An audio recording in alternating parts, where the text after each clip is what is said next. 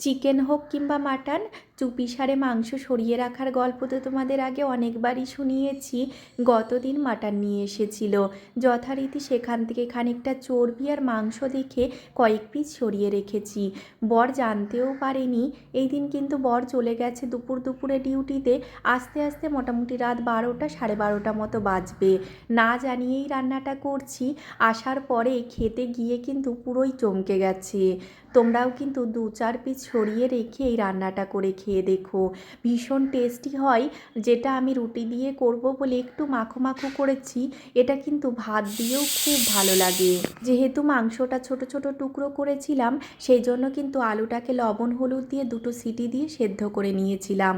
মাংসটা কষানোর পরে মাংস আর আলু সমেত সমস্ত কিছু দিয়ে আর একটা সিটি দিয়েছি। খাওয়ার পরে সে তো প্রশংসায় পঞ্চমুখ। তোমরা একবার এভাবে করে খেয়ে দেখো, খুব ভালো লাগে।